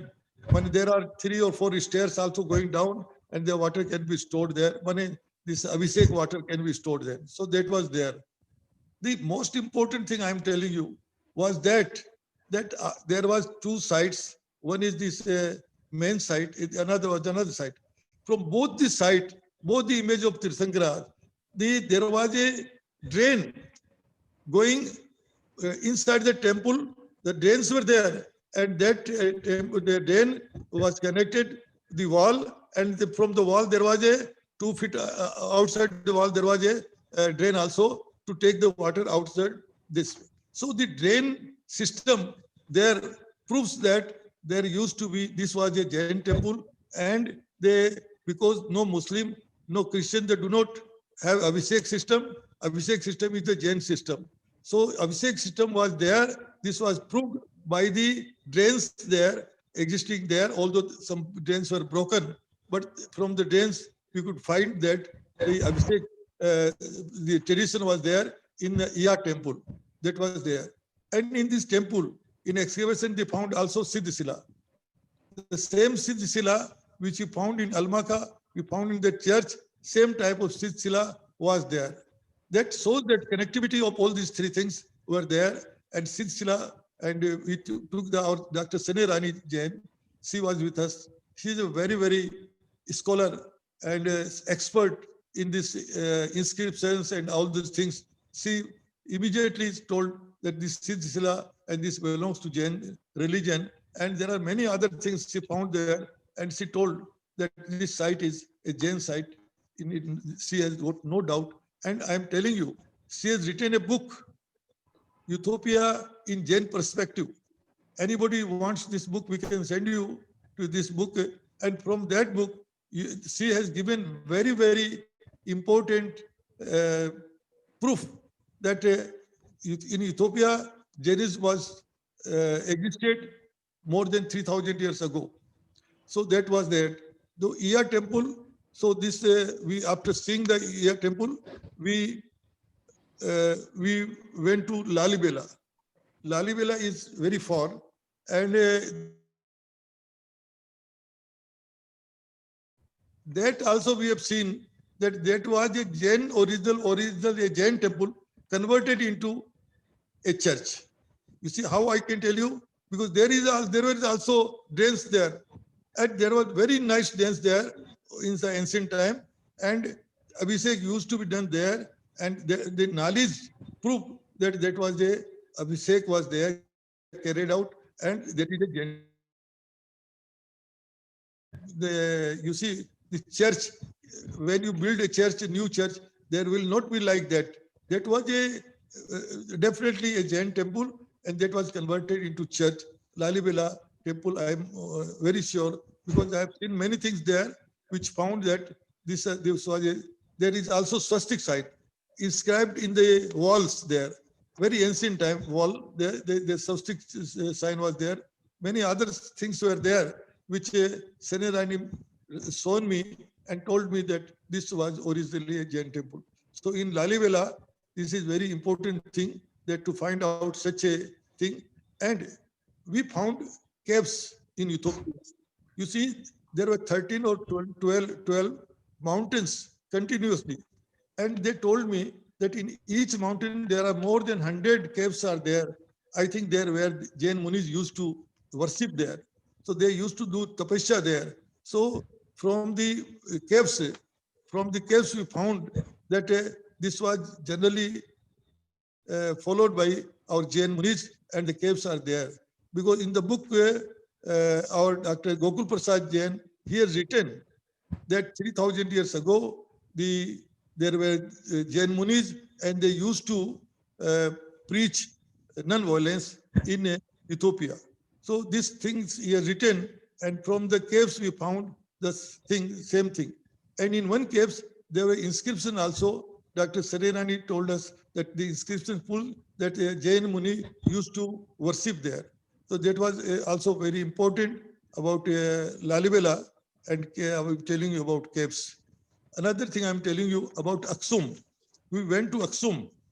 Aksum is a little far, and from there we found that there is a Manastam, very big Manastam. I think I've not seen such high Manastam in India also. And in the Manastam, in the top, Dr. Sanirani told me that she have found a sign which is practiced in our India also in Manastam. But that Manastam was broken some times ago and now rebuilt there. And that Manastam was taken to Italy by the people there, and they brought it now back. But that Manastam shows that this might be related to Jainism. Another thing we found there in your this place, that there are gufa, caves there where Jain Munis used to worship there. Also in Aksum we found this thing. And the Aksum University is also ready to sign an MOU with us, and they want a seminar to be done in Aksum as soon as possible. Now this Corona is there, so we could not go there, but we will sometime, we will organize a seminar Aksum, and there are many other things which will be come out when we will have a seminar in Aksum. Now I'm telling you the many things I have told you. Now I'm telling you the main things we found there was fasting. You know, fasting is very important in our Jain tradition. And out of the whole population, there are 8% about population is still there, which they follow the ancient tradition now. So they have fasting more than 100 days in a year, more than 100 years. They told me more than that, but I'm telling you, more than 100 years, they believe in fasting. Then after fasting, when they eat their food, they eat only vegetarian food. Vegetarianism was there in Ethiopia in ancient time. This is oversure now. That were there. Now after fasting, they eat only vegetarian food. This is very important thing. Another thing I found that they do also follow silence, Maun Brat. They also follow Maun Brat still today. The Maun Brat is very important to us, to Jainism. So they follow Maun Brat is also very important. Then in the when they go to now some temple or anything, the church or anything, they wear white clothes. So white clothes is very important to them. They take it as a very pure and good thing. So white clothes they still follow. Another thing I'm telling you, the name of the capital of Ethiopia is in the name of Adinath. Its name is Addis Ababa. Addis Ababa is the name of Adinath, and the name of Adinath, the capital is there. So we can see that what it was. And not only name of Addis Ababa, we have seen about 20 or 25 places, a name of important thing in the name of Adi. Adi is considered very pious, and they use this word, and we found this thing in many, many places used this Addis Ababa. Another thing I'm telling you that our president, Kindle Saab, in our first, when we started this seminar to find out our connectivity with Africa and America, this was inaugurated by President Dr. Kinde, who is the president of Macaulay University. He has announced that from his university, he will give 2 scholarships to PhD students and 2 for Dr. DPhil, 2 students. So 4 students scholarship they are giving, and we from Mahasabha have decided to give some help to those students. If they come to India, we will give them some stipend them to help in their cause to search, to do research on Jainism. So this is a very important. I have heard that Ethiopian Airlines on Wednesday and Friday, they only serve vegetarian food. I have not confirmed it, but many people have told that this is there. After having a MOU with Macaulay University, we deputed Professor Ajit Prasad, a very big scholar from Mulbadri, and Mr. Professor Abhijit Jain from Mysore. They came to this Ethiopia and had classes to teach students about 30 to 40 students attended their classes for 1 month. So this was also we started, and we will again send some professor after some time, because now it's Corona. We could not send this year, but we will next year. We will try to send somebody. What is, I am very much grateful to Mr. Kawade and Moman Solomon and Yohannes Aspiu and Tisde Elemu and our Kinde Hivot, and above all Dr. Soumitra Mandal. He has, and also our friend, I don't remember his name. Yesterday I had a talk with him. He has come to India from Africa, Ethiopia, and he has given us great help in doing all these things. So we thank them very much, and we assure them that in the study about Jainism, research work in Jainism work, we will always cooperate with them.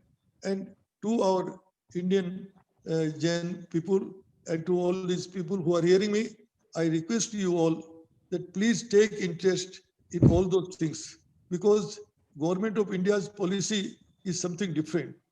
They have built many universities in about studying Buddhism and Hinduism and all other religion, but they have not built even a single university to do research work on Jainism, which is all over the world. It is spread. So they have not even established one university, so or research institute. So what we should do, with our own efforts, we should find out our connectivity with all the world. And I'm telling you, we are very much successful in your Peru, Guatemala, and your Mexico. We found there are 2 images of Tirthankar in your museum of Mexico. 2 images of Kayasai Pratima we found there, and they told us that this has been excavated from a site which is 2600 BC. So this is one thing. Another we found there in Guatemala, one image of Upadhyay. The same Upadhyay image we found in your Devgarh. So what I tell you, that there are many things we can do research in this work, and particularly I am telling you about Acharya Vidyanand Maharaj. Acharya Vidyanand Maharaj was his study was very scientific, and he used to go very deep in every aspect.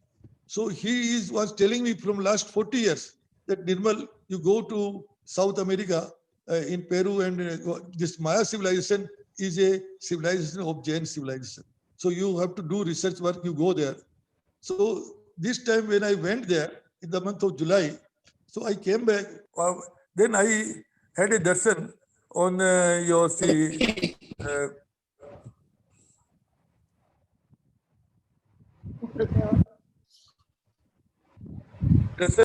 there. The last day, when he was, next day he expired, after, because he was Salekna.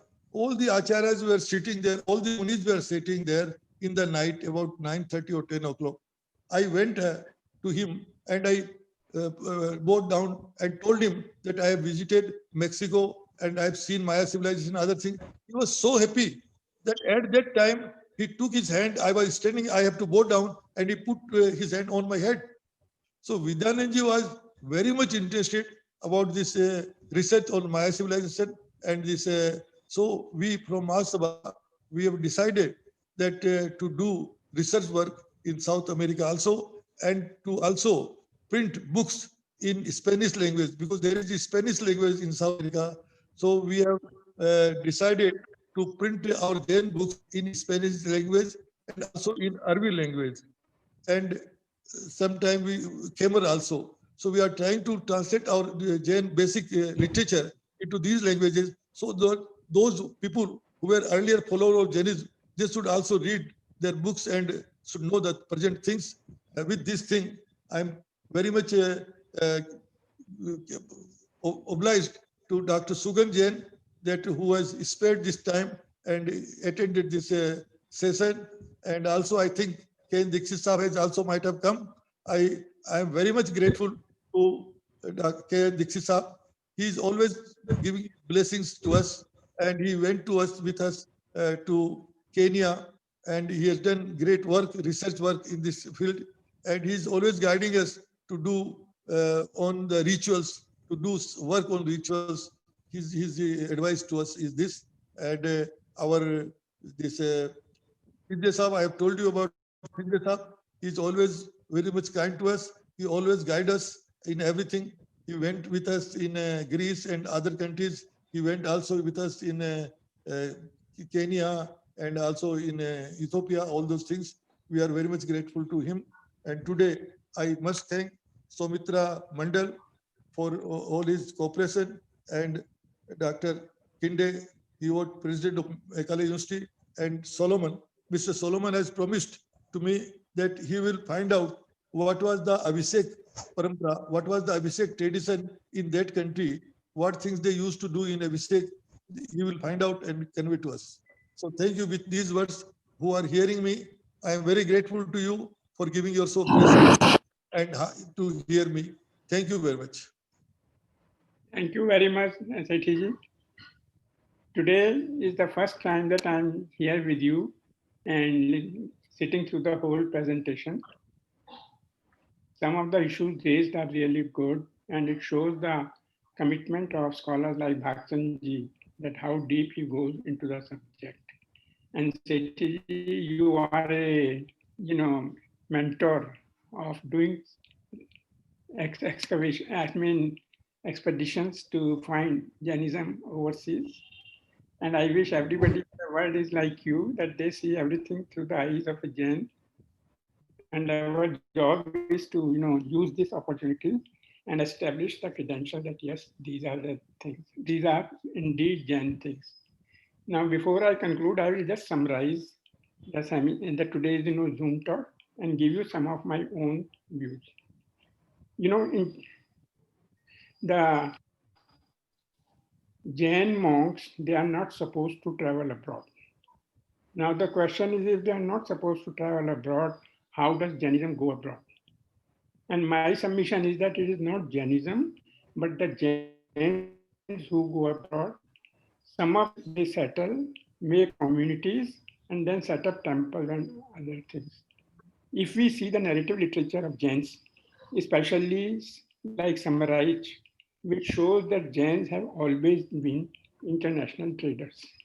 And I was very impressed when I read the story of Charudat, a young Jain businessman who, because of failure of his business, went abroad in all the countries from Sinhaldev to China and to Asia to explore, business opportunities, became successful, and then came to India. Now, if we read all the stories in Jain literature, you will find that Jain traders, they go abroad. They make money and they come back. They never settle in those countries.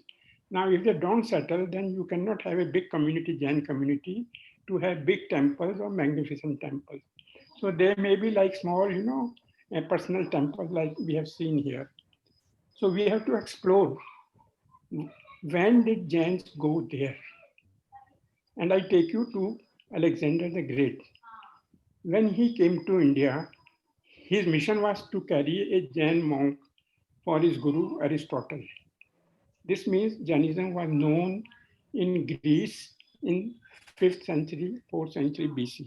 He came all the way to India, talked to Jain Munis, and took one of the Jain Munis called Kalyan Muni, and in the literature he is shown as Kolinos. So he took them with him, and he went with him. Unfortunately, Alexander died near Caspian Sea, and the Jain Muni stayed there. Now, if he was there, he must be spreading, Jainism there. And this is how I think in Central Asia and other places, Jainism might have been spread. So we have to really identify the sources with references so that we can say how Jains went there, who were the Jain businessmen. Actually, if you see the history of Jainism, that actual Jain traders who went abroad and settled abroad was in 1850 or something, when the British came here, and they took a large number of Gujaratis to Kenya and other places in Africa. And it's there that the Jains settled there, became businessmen. They made communities all over Africa, and now they are the most prosperous community in Africa and in UK. And you see big Jain temple in Nairobi, and Ethiopia is not far from Nairobi. So if we try to bring linkages, we can establish such things. Second thing I would say is that the great work that Dr. Sethi is doing, please, I always say with folded hands, document them as papers and send them to critics, scholars of other faiths, because what may appear to me to be a Sikshila, to somebody else it may look like a Trishul of Shiva. So we must send these along with our references to cross-check and to establish that, yes, this is what we are doing. Then, you know, our friend in USA, he showed me 2 books. Now, these are very important books, but there's no use of keeping such books with you. They should be, yes. So these books must be made available to the academia. How do we do it? We can send hard copies to different universities, or we can have a website in which we keep the soft copies of these books. And I would strongly suggest to Sethi that we must have a website of Jain, heritage, society that is forming, so that all research papers and other things, they are made available there for everybody to study. And concerning, that today's seminar, I with folded hands that our speakers must send their papers in advance to all the participants, so that our intelligent participants who are there, we need their contribution. So they should read those papers, and when we have the seminar, then the speaker can speak for 15 minutes or so, discuss the highlights, and then we have a very good question and answer session. And I think that is the only way that we can improve the effectiveness of these seminars.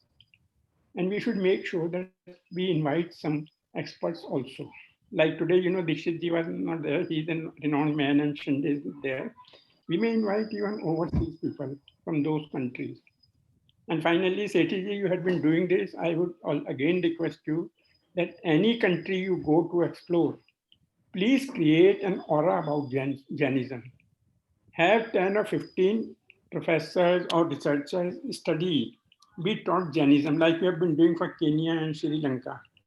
Because when you go there, you have an audience who understands Jainism and can help you with further exploration. So with these words, I'm grateful to Sethi ji, my guru, my elder brother, who is always there to support me. Thank you and Jai Jini.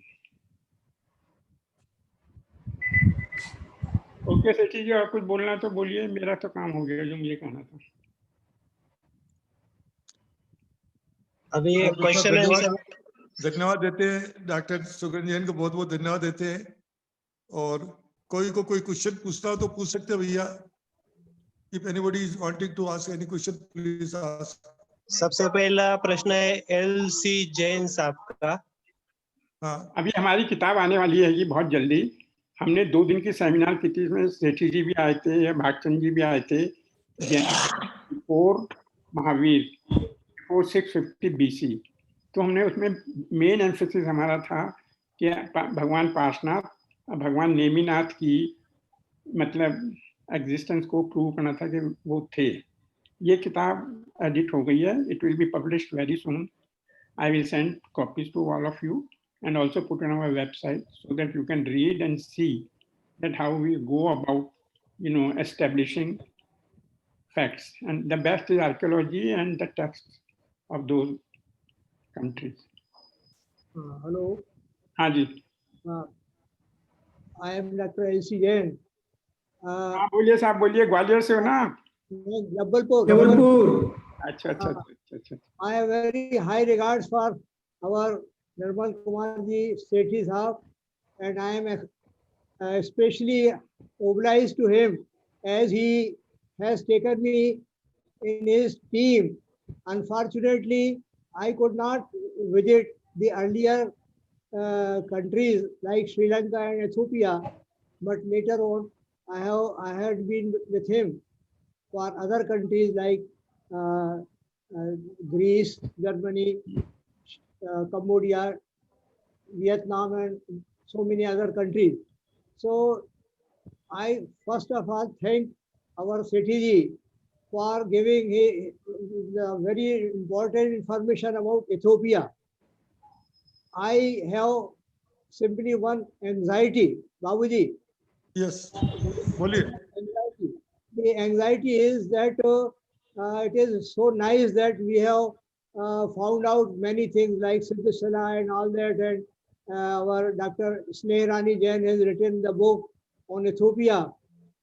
But I am curious to learn whether some historians or archaeologists have also mentioned some existence of Jainism there. Could we get some literature or some document where some mention about some sign of existence of Jainism? Yeah, there. So kindly, Babuji, let me let me know about my anxiety. Whether we could learn some this literature over the existence of Jainism there. Babuji, thank you. Thank you very much. एक last comment Bhagchand जी आपके लिए श्रीलंका के लिए मेरा last comment है कि दो बातें हैं. देखिए, एक तो ये है कि why don't we talk look at Padma Purana which is again Ramayana. If we believe that there is some substance in this, and especially the Trishashtika Shlaka Purush and our Tirthankar Muni Sutra, then we must relate this to Sri Lanka, because Raman is indicated as one of the Shlaka Purush in our Jain literature. So this fact must be kept in mind. Second is that in 3900 BCE, the king there built a monastery for 2 Jain monks. Why did he make that? So these traces are there in Sri Lanka. I read this from papers, that were submitted earlier in our seminar elsewhere. So we should bring these ideas from others as well as our own literature. Okay. Should I say something? These are suggestions. I'm not questioning you. No, it's not a question. It's not a matter of question. एक बात मैं कहूँ, पहली बात तो ये है कि हमारा जितना पुराण लिटरेचर है वो करीब करीब 7वीं शताब्दी 6वीं 7वीं शताब्दी से शुरू होता है, और पुराण लिटरेचर कैसा होता है ये तो आप जानते ही हैं. तो ये that cannot be considered as historical evidence. मतलब ये ऐसा है कि नहीं, हमको सिर्फ देखिए कोशिश करते हैं. हेलो इंडस वैली में Speak in English. भूल जाते हैं. Hello, just listen me. Speak in English. Listen me. One thing. Please speak in English. Yeah. So Many this people Puran literature. They want to hear you. Yeah, I mean to say that this Puran literature gets some more information, but those informations are not pertaining to history. Puran is Puran, and they collect some mythological even which don't have any connection with history. So first, we should be rather more strict regarding historical evidence, and that too with archaeological pertaining. Literary and archaeological evidence, both, if we collect both types of evidences in support to historical facts in particular countries, then we shall be highly obliged by this committee, particularly Sethi. So we should try our best, our level best, to collect the information from literary sources and as well as archaeological sources. Otherwise, we shall wander here and there. Only faith doesn't work if we intend to submit the evidences for historical personage, then definitely we will have to collect such references. And for that purpose, we should have a committee, and we should stay in a particular country for about a month or so. Otherwise, if we go there and come just within a day or two, so this visit doesn't make any purpose, any sole purpose. So I mean to say that the institute should invite a scholar to stay for about a month or so in a particular country. They should be expected to collect the material on Jainism or Jain history and then submit report in writing. Otherwise, this will be just based on faithful.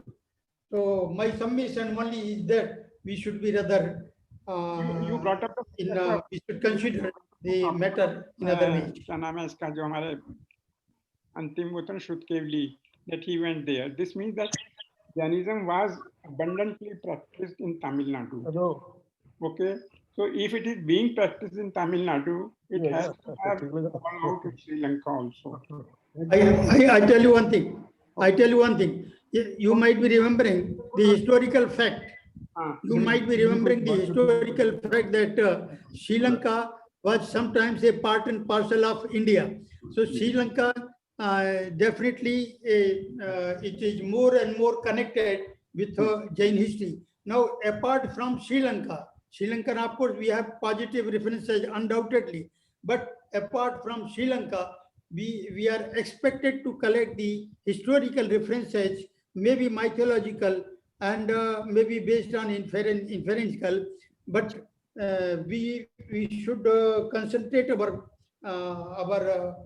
mind that we should collect the reference from other countries other than Sri Lanka.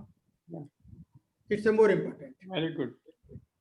Please, these are my observations. No comments on the presentation or other things.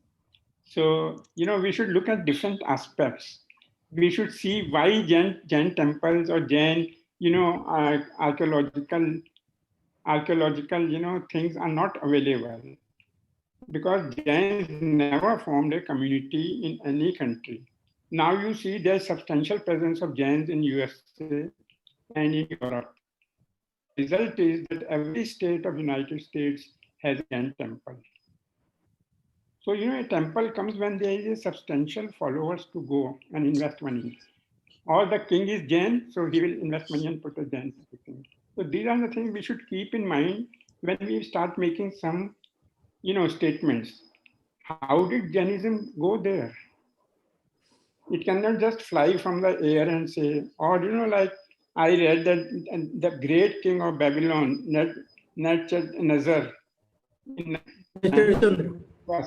he came to Dwarka and he built a temple for Neminath. Now, if that is true, that means he's going back with Jainism to Babylon and spread word around there. So these are the facts that we should bring out significantly, and it adds to our Alexander, Nadivicha, and so many traders there, things like this. Okay, sir, thank you very much, Sethi ji. Thank you. लगे रहिए मुन्ना भाई. No, there is Dr. Solomon. Hello. There is Dr. Solomon. Please ask him to tell a few words. Hello. Dr. Solomon is there. This is from Ethiopia. This is Ajit You Benari. request him to give something. Hello. Dr. Solomon. No, this is Ajit Benari. This is Ajit Benari from Germany. Yes. Yeah. Can you hear me, Jayendra? Yes. Yeah, Jayendra, you speak something. See, what Dr. Sugan Jain has said, that is mostly the traders who have gone to each country and settled down for some time, and that may be the case. Not the whole country was followed Jainism. That is what I think that is my opinion. Yes, that's true. Yeah, that's true. And That's if true. settlements become big, you don't have big temples. You don't have substantial, and archaeological sites. Yeah. If there are only 10 Jains, then वो घर में अपने मंदिर बना लेंगे, पूजा करेंगे और चले जाएंगे. Just like in America, you have now today. And secondly, we should. Jains have gone and settled down and temple so many temples, and just like in Kenya, in Great Britain. So it is similarly at that time the traders went there. Yeah.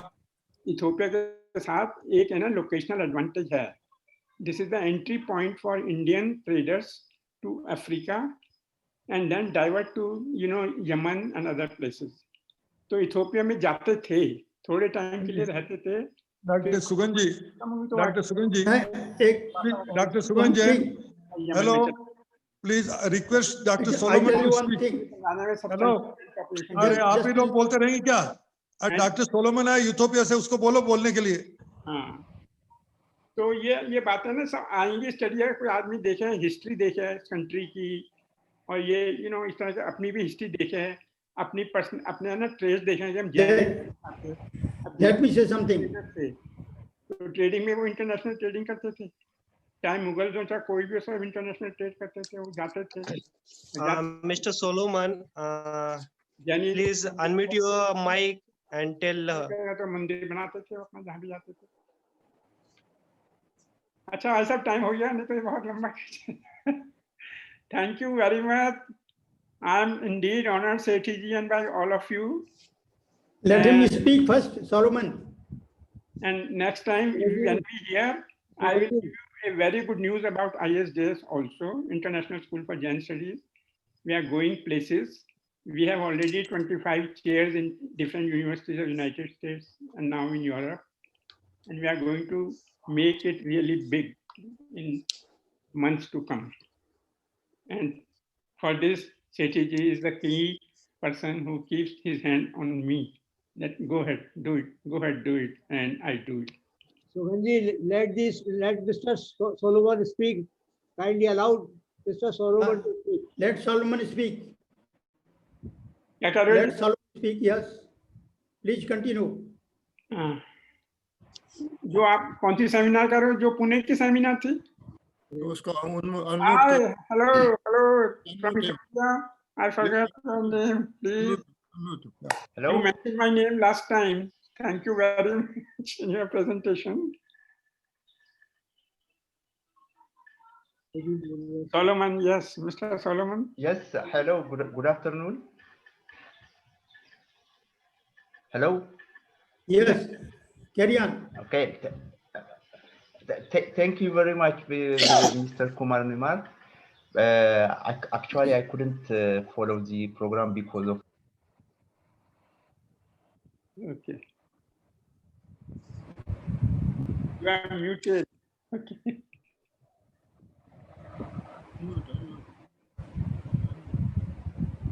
Unmute karo fare. Solomon, sir, you.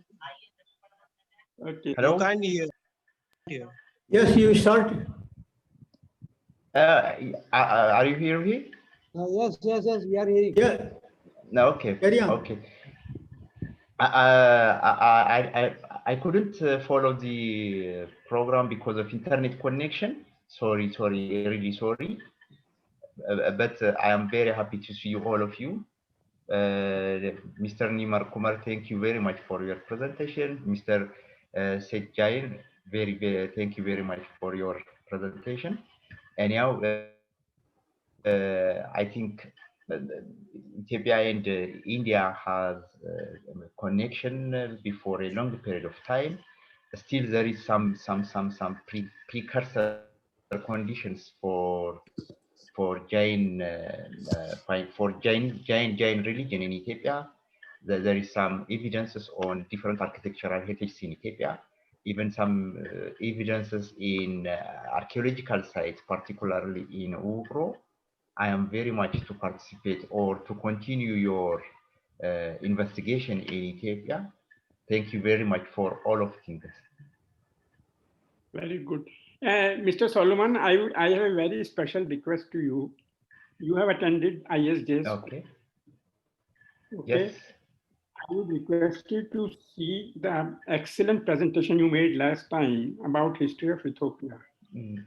I think in that, if you can try to locate the traces of Indians or Jains coming to Ethiopia at different places of time for trade and other things, if you see those places, then that can be a very good starting point for our, finding that Sethi had done to substantiate that, yes, these are the things. And I'm sure they were there because all Jains who went to Kenya, they first came to Ethiopia and from there they went to Kenya. So there has to be a lot of, Jain presence there. So if you can do some sociological studies like that of Jains coming, Jain traders or Indian traders, like how spices came to your country, how cloth used to come to your country, even the dress, the Sudanese, they wear saris, how that dressing came to, so these can add to our overall study of, Jains and Indians in Ethiopia. Then I didn't do any sociological studies on that. We have a plan with a team, with Mr. Kabede also, we have a plan to conduct some studies on, particularly on sociological parts, because Mr. Haftom also an anthropologist, then he also promised to do some conducts on sociological studies on Jainism.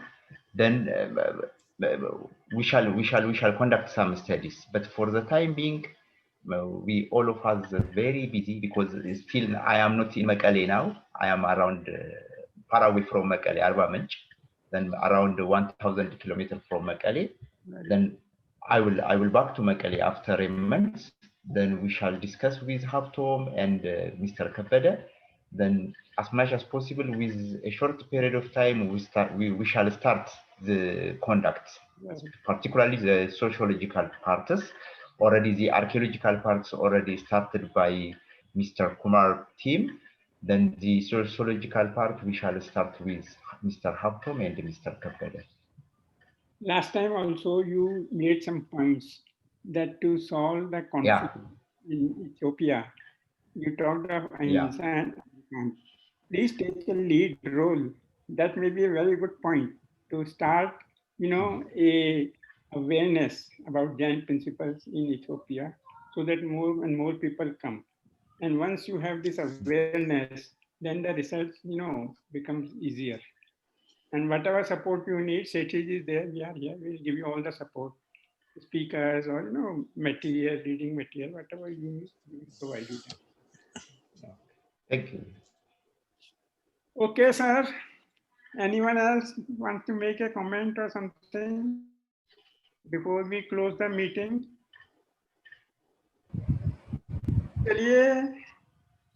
Thank you all from all over the world. I see Ajit Benadi ji from Germany and Ram Gopal ji from USA, Solomon ji from Ethiopia, and a lot of us from Germany and from India. Thank you. So the whole world is represented here. Thanks to you all. Okay. Okay. So I leave now. Jai Jinesh, good night. It is